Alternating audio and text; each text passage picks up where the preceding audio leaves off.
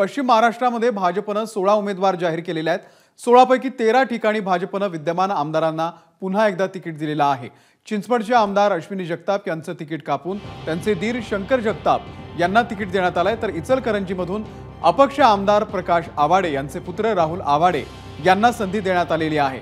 पश्चिम महाराष्ट्रासंदर्भातले अपडेट देण्यासाठी मिकी घई सध्या आपल्या सोबत आहेत। मिकी, तुमच्याकडून अपडेट जी यादी आलेली आहे त्यामध्ये पश्चिम महाराष्ट्रामध्ये काय नवीन?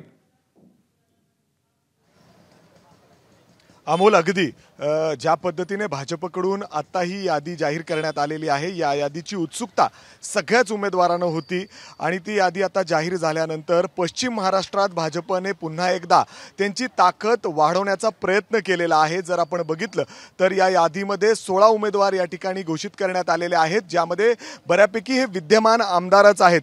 जर आपण पिंपरी चिंचवडचं बोलायला गेलं तर अश्विनी जगताप जे आमदार होत्या त्यांच्या घरात त्यांच्या दीर अर्थात त्यांना आमदारगी देण्यात आलेली आहे। शंकर जगताप अर्थात त्यांची ताकद तिथं खूप मोठी आहे आणि त्यामुळे त्यांच्याच घरात त्यांच्या दीराला ही उमेदवारी त्या ठिकाणी घोषित करण्यात आलेली आहे। आणि त्याचबरोबर जर आपण पुण्यामध्ये बघितलं तर पुण्यामध्ये भाजपची सुरुवातीपासून ताकद राहिलेली आहे। आत्ता जरी आपण बघितलं तर 6 आमदार हे भाजपचे होते, त्यात आत्ता जर आपण बघितलं तर 3 जागा हे भाजपकडून घोषित करण्यात आलेल्या आहेत आणि तिन्ही जण जर आपण बघितलं तर विद्यमान आमदार आहेत। 2 जागा जर आपण बघितलं तर पर्वती असेल जिथं अजून अर्थात खडकवासला आणि कॅन्टोन्मेंट हे 2 जागा फक्त राहिलेले आहेत, जिथं विद्यमान आमदार अजूनही भाजपचे होते, मात्र तिथले जागा अजून देखील घोषित करण्यात आलेल्या नाही या पहिल्या यादीमध्ये। अर्थात उत्सुकता आहे तिथं काही बदल होतात का पुन्हा एकदा तेच उमेदवार रिपीट केले जातात।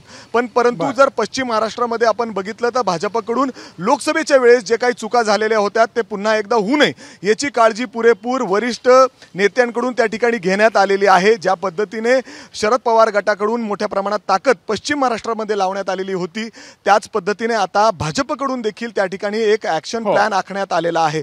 दुसरीकडे जर आपण साताऱ्याचे उमेदवार बघितले शिवेंद्रराजे, तर त्या ठिकाणी पुन्हा एकदा त्यांना उमेदवारी देण्यात आलेली आहे। अर्थात त्यांची एक वेगळी ताकद आहे त्या ठिकाणी आणि ते स्वतः निवडून येतातच तर इतर आमदारांना देखील ते आणू शकतात। अशा पद्धतीने ही उमेदवारी पश्चिम महाराष्ट्रात मोठी ताकद वाढवण्यासाठी देण्यात आलेली आहे। परंतु जर आपण बघितलं सांगली असेल, कोल्हापूर असेल, त्याचबरोबर सोलापूरचा काही भाग असेल, त्या ठिकाणी काहीशी मेहनत अजून सुद्धा भाजपला करणं गरजेचं आहे। त्या दृष्टीने पावलं देखील टाकली जात आहेत। दुसऱ्या यादीमध्ये तिथले देखील उमेदवार निश्चित होतील, मात्र आता जे 16 उमेदवार या ठिकाणी निश्चित झालेले आहेत त्यामध्ये फक्त एक नवीन चेहरा आपल्याला या ठिकाणी पाहायला मिळतोय आणि इतर जे भावी आमदार होते त्यांनाच, विद्यमान आमदार होते त्यांनाच या ठिकाणी ही उमेदवार जाहीर झालेली आहे आणि या उमेदवार कुठेतरी खुश दिसत आहेत। इच्छुक उमेदवार काहीसे थोडेसे नाराज आहेत, मात्र भाजपमध्ये जर आपण बघितलं तर एकदा उमेदवारी जाहीर झाल्यानंतर ते सगळेजण कामाला लागतात।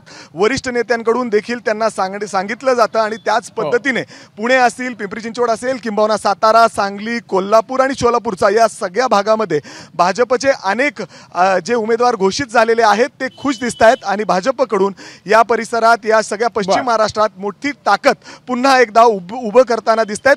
फक्त एवढंच की जे चुका लोकसभेमध्ये झालेले होते ते पुन्हा होऊ नये भाजपनं विधानसभेला टाळण्याचं ठरवलेलं आहे आणि त्यामुळेच पहिल्यांदा त्यांनी सर्वात आधी आपली यादी जाहीर केलेली आहे।